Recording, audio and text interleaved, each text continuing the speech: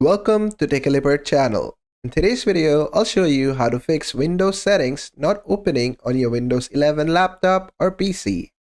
So to fix it, what you can do is just go to your taskbar and right click on it and then just open up Task Manager. Then just expand Task Manager and just open up the hamburger menu clicking on this, then just select Processes.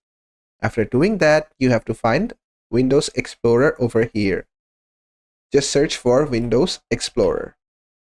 Just go on top of the list and scroll down to the bottom. You should find something called Windows Explorer. Just click on it and then just click on Restart Task. This is gonna restart Windows Explorer for you. And after you have done that, just close this.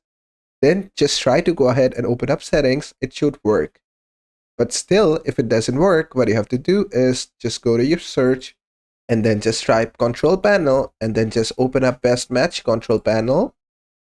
And then from here, make sure View By is set to small icons. From here, just go inside Troubleshooting. And from Troubleshooting, it's going to open up your settings. From here, you can go to Other Troubleshooter. And from here, if you scroll down a bit, you'll find Windows Update Troubleshooter. Just click on Run to run this troubleshooter. And it will run, diagnose your problem, and fix it for you. Then just close all this and your problem should be fixed. But even after that, if your problem is there, what you have to do is just go ahead to search and type CMD and open it. So you just have to paste these two commands. Just copy the first one and paste it. It's gonna scan your system and fix it for you. Then you need to copy the second command and paste it here as well, and then just click on Enter. And after that, your problem will be diagnosed and fixed for you. And basically that is it.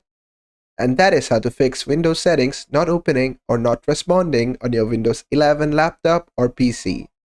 I hope this video was helpful. If it was, please give it a thumbs up and don't forget to subscribe.